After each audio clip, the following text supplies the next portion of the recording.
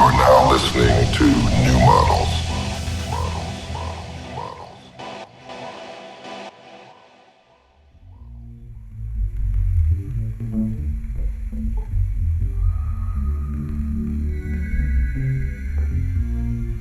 Hi, and welcome to New Models. For the past several months, we've been running episodes that look at the nature of quote-quote content, as in the artistic and or journalistic material that maybe used to be called art or music or fashion, but has expanded to also include tutorials and confessionals and product reviews and inspirational videos and memes, and. In short, the collective contents of our feeds. Now that content is effectively infinite and its distribution is nonlinear, I have this feeling that the status and purpose of content has changed. We don't interact with it the way we used to. For instance, the news isn't a finite thing anymore. It's not a front page lead story or a 6:30 p.m. linear broadcast of facts. It's a trending set of key terms and hot takes.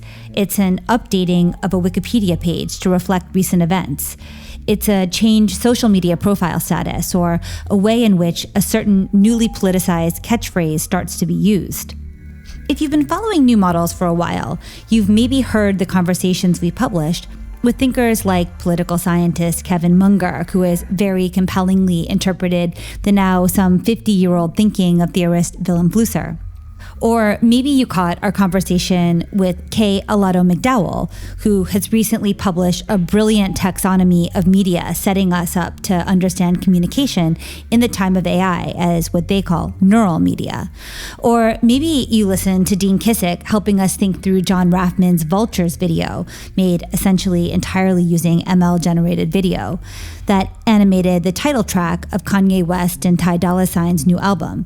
Or maybe you heard Jack Ritker on the show last week talking about the super flat turn in streaming TV. All of this is in the DNA of this episode, which is a reading of an essay I wrote for Document Journal's current Spring-Summer 2024 issue. The piece is relatively long. It's 3,600 words, or at least that's long given that it tries to create awareness and maybe even acceptance around the fact that no one really reads anymore, but instead scans and senses like machines. It argues that this isn't good or bad, but more an evolutionary development. While that might sound really heavy, the examples span Shein, True Detective Night Country, and Angelicism 01's Film 01. So feel free to scan and sense your way through this content, scraping whatever is useful for your personal data set. The irony of this text, beyond it being a long essay on the subject of no one really reading anymore, is that it's only because some people do still read and support text-based journalism that it came into being. I'm indebted to document editor Camille Sojit Pechat for the invitation to write this, as well as the journal's executive editor, Drew Zeiba. Both gave me deft and patient editorial feedback, which is so rare. You hardly ever get to really engage back and forth, deliberating meaning through words anymore, so I'm really grateful. This piece would also not have happened if Julian, Lil Internet, hadn't A, workshopped a lot of these ideas with me, and B, taken over extra parenting duty this winter so I could get these thoughts out. Many more in addition to the aforementioned are in the training data of this piece. Holly Herndon and Matt Dryhurst, of course, subs Nicholas Bildsing-Czar, Chris Bloom, and Andreas Grill, Anna Udenberg, Theo Anthony, Joshua Citarella, Olivia Kahn-Sperling, Lola Jasidman, Simon Denny, Hari Kunzru, Trevor Paglin, Shuman Basar, Koya Reichardt, Dorian Electra, Michael France, Loretta Fahrenholtz, and of course, all of you who contribute to the discussion on the New Models Discord. I mean, there's this myth that things are written independently. They're always written collectively. It's just one person actually sits down at the computer and types. In any case, I'm New Models host Caroline Busta, and here is my essay for Document's Spring-Summer 2024 issue, Hallucinating Sense in the Era of Infinity Content.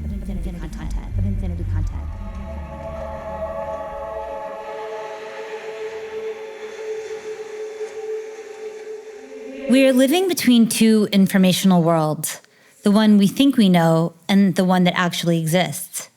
The former was organized by writing, truth, and fact. It existed with relative stability for hundreds and, by some measures, thousands of years. Most of us alive today are trained for that world, calibrated to it. But deep down, we don't fully believe it anymore. Deep down, we can sense that the world we must navigate operates differently, and yet it's unclear exactly how. Example, I ask a 20-something New Yorker whose intuition I trust how she would describe her style, and she tells me that she and her friends don't really have one. It's more about a way of searching networks, she explains, a shared logic of traversing online space that delivers her to certain objects, places, experiences. It doesn't matter whether the item actually fits or looks good, or the location is conventionally significant, just that it existed along an interesting network pathway. The style is incidental. Example, global fast fashion retailer Shein lists thousands of new items to its site every day. There are no collections, no seasons, no indication of a world in which a particular set of objects might make sense. At a glance, the garments and other goods seem random. Far from the practice of 20th century retailers allocating massive budgets to build a specific fantasy in their customers' minds, think Abercrombie and Fitch's tapping Bruce Weber and Slavoj Žižek for its substantial late 90s, early aughts quarterly publication, Shein presents its goods as raw materials for the shopper to animate. More accurately, these objects are not raw material, but thanks to integrated software giving Shein's manufacturers and designers near real-time insights into their prospective customers' online activity, they're an emanation of what search terms and styles are receiving high traction. In a sense, what Shein makes is less fashion than tag clouds devirtualized and remixed by human designers. Take, for instance, a black sweatshirt listed on Shein that features the word Chicago. The city's name is written in a black letter font above a stylized print of the hands from Michelangelo's fresco, The Creation of Adam. The design also includes the text, quote, "It is the third largest city in the United States," quote, twice, as well as the date 1898, really large and heavy saloon-style lettering. With no contextualization of what the garment is supposed to signal, it is the customer who gives the aggregation assigns meaning. Or maybe better said, it's the customer who hallucinates meaning onto it based on subconscious associations triggered by certain qualities of the text, layout, and graphic design.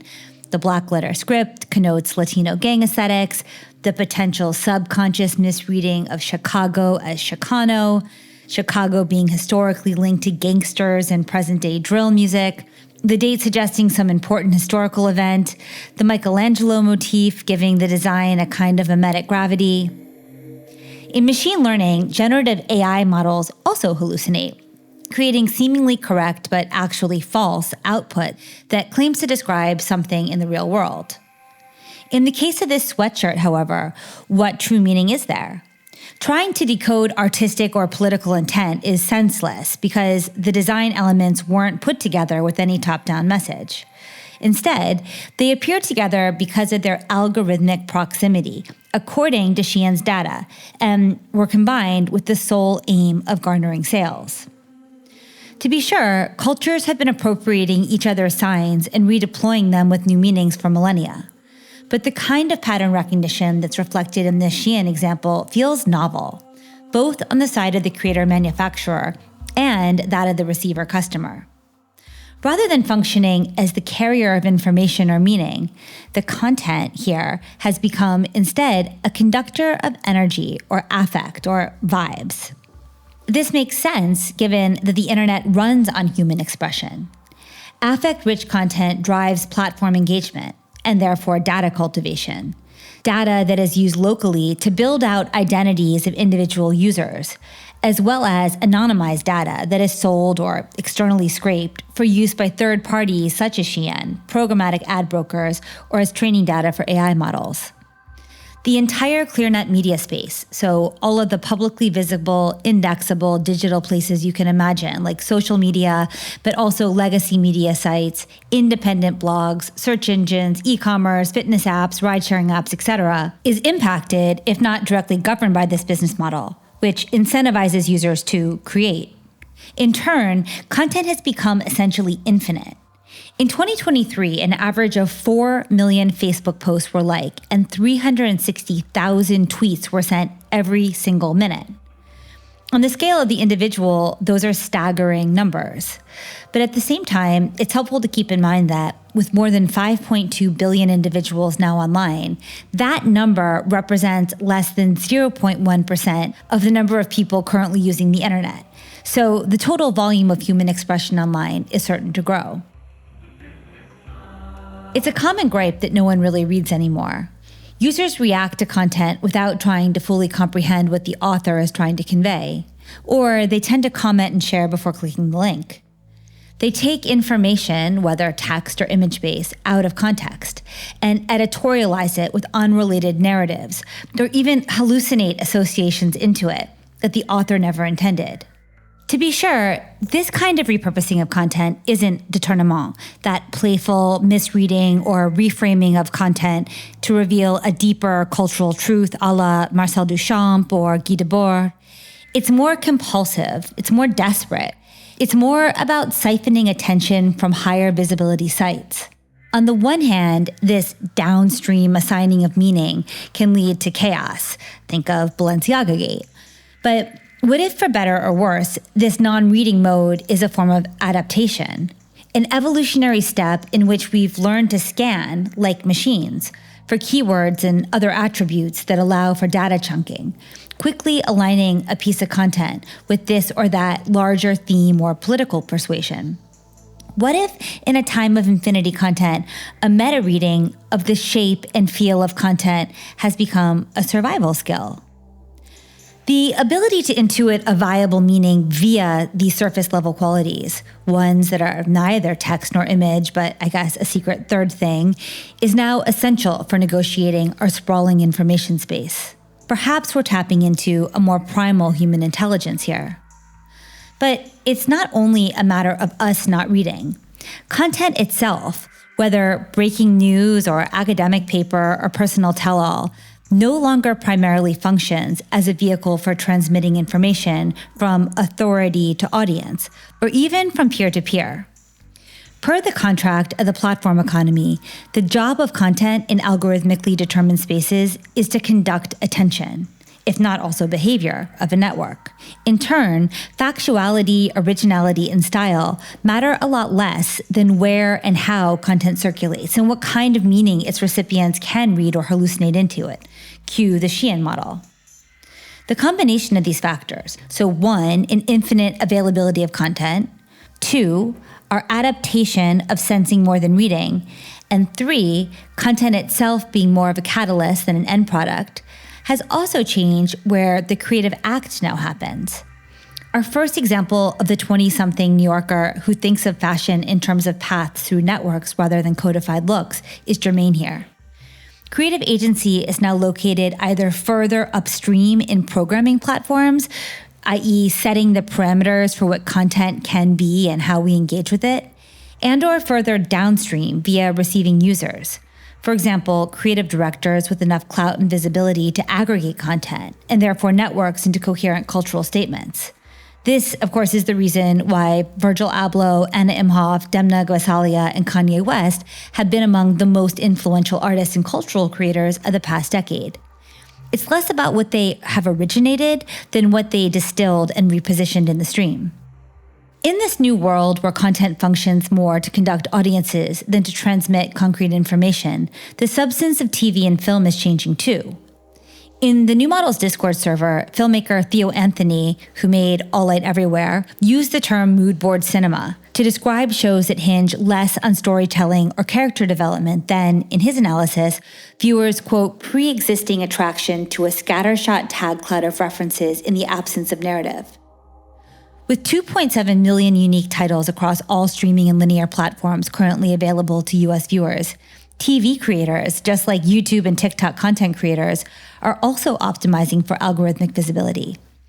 Maybe this is why a lot of streaming content now feels so flat, sort of like the minimum viable version of dining one finds at the airport. Its surface qualities and staging are convincing enough to drive the sale, but the informational contents feel simulated, approximated, even beside the point. Night Country, season 4 of HBO's True Detective franchise, is an example of this. Set north of the Arctic Circle during the continuous darkness of late December, it features a cast anchored by Jodie Foster and John Hawkes. It uses Billie Eilish's Bury a Friend for its title sequence track, and piggybacks on the stellar reputation of the show's first season. But to watch Night Country is to experience a shepherd tone of plot advancement. Any semblance of continuous narrative is there only to hold attention across episodes. With dialogue so insipid, you wish they'd use GPT to help with the writing. It includes quotable lines of the caliber of, "Some questions just don't have answers," and a reliance on cinematic tropes and political cliches that hint at pressing issues, but fail to deliver anything deeper. For instance, detective going rogue to get the job done, or a portrayal of systemic violence towards indigenous populations, or cops abusing power, except these cops are female. And yet, Night Country is the most watched of all True Detective seasons, and so HBO has renewed the series for another round. Theo Anthony attributed the show's success to its abundance of high traction tags: noir, horror, John Carpenter, indigenous rights, noting that while it contains hot references and hot issues, it relies on the fact that they're already hot rather than risking handling them in any way. This allows the creators to, as he said, appeal to the most, offend the least, and continue to optimize streamer metrics. The only actually eerie thing about True Detective Night Country is realizing the degree to which the visibility and mechanics of tech platforms are mid-ifying what this new era of content as catalyst could be. Meanwhile, there's been a surge of discussion around the ethical and aesthetic implications of artificial intelligence on the culture sector, as generative machine learning models such as OpenAI's DALL-E and Stability AI's Stable Diffusion gain mainstream adoption. You know the subject headers already. How will AI change the role of the artist? What will it do to authorship and originality? How will it avoid reinforcing bias? How will it change our conception of real and unreal, fiction and fact? These concerns are valid, as machine learning models will certainly be an accelerant for all. But what if we thought about generative AI more as an expression of an epochal shift in human communication than a root cause? What if there's something deeper, older, even organically emergent that has been nudging us to perceive and communicate in a fundamentally different way, and that machine learning neural networks are rather answering that call? A half-century ago, media theorist Willem Flusser noticed something profound happening to human communication. After thousands of years of compressing experience and knowledge into lines of written language, imagine all the complexity of, say, the fall of Rome simplified into unidirectional linear sequences. We were using new technology-assisted media, photographs, video, computer graphics, etc., to store and transmit experience and knowledge non-linearly. While this had a dimension, it also introduced more abstraction.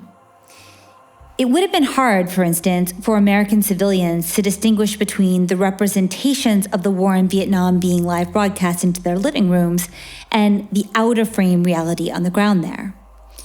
Flusser, observing this, classified this kind of media as, quote, technical images, which, in his definition, compress and unpack information using mechanical or digital abstraction, computation, and/or simulation. In media theory, humans are distinguished from other living beings by the ability to communicate across time and space, storing and transmitting information beyond the lifespan of an individual. Early humans accomplished this by compressing knowledge into pictures, which they animated with stories and rituals to be passed down through generations. But images can be easily overwhelmed by competing interpretations. And so when writing emerged, it allowed images to be inscribed with correct or original meanings. We can think of this, as Flusser did, as the translation of embodied knowledge into alphabetic code. This allowed infinite complexity to be reduced to a format that could be easily shared, uniformly transcribed, systematically archived, and readily redistributed. The technology of writing was so fundamental to power and to civilization stability that it became the basis of developing and recording human knowledge. Yes, other media, of course, existed in parallel, but writing was dominant. Every major religion has a great book. Every nation, a written declaration of its foundation. Every citizen, identity cards and papers. For millennia, writing organized society, mediating knowledge and power. Being cumulative, writing also encouraged historical consciousness and established our linear sense of time. We calibrated ourselves to this system, using it as the basis for science and law and philosophy and commerce. While the cost of reducing reality to alphabetic code was the loss of detail, dimension, and alternate, often subaltern perspectives, it was nevertheless a system of abstraction that gained universal adoption, and one to which we adapted on a species level. Essentially, we co-evolved with text, and for a long time believed in its inalienable capacity to communicate. In the beginning there was the word. We therefore became textual humans.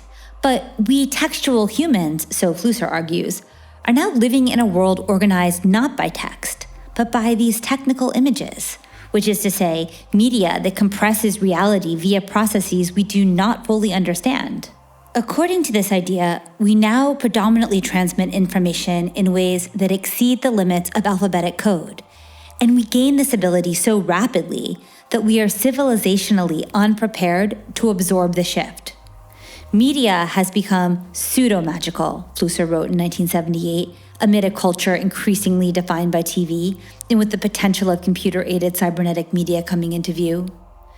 The climate is curious because the symbols are incomprehensible, even if we produce them, he writes. It was as if suddenly signs no longer had specific denotative meanings. Instead, they had ambient powers. Perhaps this is in part why trust in academic and cultural institutions has waned in recent decades. Their authority is rooted in denotative systems of information transfer, as was possible when we still believed in text. But as connotative forms of communication, so meaning determined through associations and affect, overtook text's denotative function, institutions have struggled to adapt. Critically, communicating by scanning and sensing overrides the long-standing cultural and class divisions imposed by text-based literacy, which is at once incredibly exciting, but also a key to why democratic processes, the US and the EU's governance not least, now feel like such a sham. As a political scientist and multiple-time New Models guest Kevin Munger, who's the author of Generation Gap, Why the Baby Boomers Still Dominate American Politics and Culture, writes, enough people need to be able to talk with each other, and specifically to write and read each other, to enable the deliberation upon which liberal reason is premised. So we are still programmed to read signs directly, to attempt a denotative decoding, but there are just too many applications and interpretations of any given sign or data point to enact actual democratic deliberation. Instead, we sense, basing our decisions on the shape and feel of the content, and squaring that with whatever meaning feels closest and therefore truest to our personal experience. So it's a sense of truth that's based on personal proximity. This is a really interesting Flusser idea that I'd love to unpack further at some point. Anyway, looking to the future, maybe all of this human sensing will, for better or worse, be channeled into a new kind of governance. One could imagine, say, a machine learning assisted process more accurately reflecting the needs and intentions of US Americans than the nation's electoral college, which elects the US president based on state-by-state majorities of tallied votes. This would be possible because the internet itself now senses us, re-encoding all content that flows through it, processing every product launch, policy change, and TV series, as well as our every utterance in response into mathematically precise, high-dimensional representations. That meta-reading survival skill mentioned earlier, as in the communicating via a secret third thing that's neither text nor image, machine learning engages in something analogous. Unlike text, this form of compression is fundamentally nonlinear. Yet, unlike images, it encodes a meaning that is nevertheless definite and calculable. Loosely speaking, machine learning reads the shape and feel of a thing and assigns it a position in relation to n number of other things, like a hyper-specific kind of connotative thinking. This isn't exactly the same as human cognition, but it nevertheless tracks with a fundamental change in the way we humans process information. Moreover, it's a class of media, what K. Alato McDowell has theorized as neural media, that communicates back. In doing so, it nudges us to speak in connotative metatext, as if we know the machine is sensing us, and so we reflexively seek to become machine legible, or perhaps even machine-like, After all, it is through the machine, through its processes of embedding, that we are now legible to each other across time and space. Think of Google search, or more critically, AI-powered chatbots such as OpenAI's ChatGPT or Microsoft Bing's Copilot, which increasingly serve as research aids. In fact, Bing's Copilot was invaluable in writing this piece. Film 01, Histoire de Internet, by the artist internet presence Angelicism 01, is a 2023-24 cinematic work composed entirely of other people's footage, some submitted, most scraped from the internet, that tells a story of imminent extinction and an infinite drive to transmit oneself through the network. Across around 3 hours, the screen pulses with quote-quote content. There are sequences of sunsets, rainbows, and crepuscular god rays. So many and in such rapid succession that these extraordinary moments merge into the generalized platonic essence of sunset and rainbow and blessed light. Cut to a POV video of Japanese schoolgirls doing parkour and repeatedly seemingly leaping to their deaths. This is actually a 2014 viral stunt promoting Suntory's CC lemon drink. Cut to TikTok montages, sad girls dancing in their rooms, people talking about Film 01 itself blended with K-pop performances, the voice of Jean-Luc Godard speaking about iPhones. Cut to CNN footage of the arraignment of Donald Trump, a young hand in a fingerless glove flipping through Heidegger's Being in Time. The sound is layered, the source of each channel and to what layer of mediation it corresponds often unclear. I want to go to the internet in heaven with @user9999 Angel Rising Goth Moon playing Elden Ring in offline mode. Do not expect to see 20471120 in a video game piece today. Summer was tragic. Mumblecore it girls searching obscure terms in 4chan archive and gaining access to secret knowledge. Mumblecore it girls just go blah blah blah as a serial killer or something. I don't know. There is so much content in Film 01. It's as if the entire internet, or at least the affective fringe frequented by the extremely online, were uploaded and recomposed with machine vision. To describe each segment feels akin to describing a piece of Shein streetwear. The elements are often inscrutable, their juxtapositions often inappropriate. Messiaen plus an Instagram presence called Mumblecore It Girl, and yet a kind of meta-informational layer nevertheless comes through. In fact, when viewing Film 01, just as when shopping Shein, scrolling TikTok, or scanning world news, one automatically reads past the content to the metatext. This kind of reception and production of meta-content has long been a key creative skill, but it's increasingly an automatic life skill for basic communication. Everyone and their cousin now thinks in memes and/or is able to quickly ascertain the essence of a piece of content through the content's immediate connotative properties. And yet, we still think we think in facts. We still think we think and comprehend according to the denotative terms of text-based knowledge. At Mumblecore It Girl searching obscure terms in 4chan archive and gaining access to secret knowledge, the voiceover is at once literally incoherent, yet conveys something still, a mood, a vibe, a milieu. Perhaps this is the elusive voice of Flusser's technical imagination coming through. The question is now, how do we know what we know? How do we know the shape and feel of our own networks and whether they'll be at all legible to those traversing them in the future? What happens to our world when our space of communication, the space of intergenerational knowledge transfer, is determined not by writing truth and fact, but by intuition, proximity, and hallucination? It means, I think, that we are newly free to renegotiate the metaphysical parameters of our reality. And I know that that might sound like hyperbole, but when we consider the degree to which the technology of writing contributed to our linear understanding of time, why wouldn't this age of neural media enable us to experience time differently? Why wouldn't it enable us to experience a new level of the real? Perhaps it already has.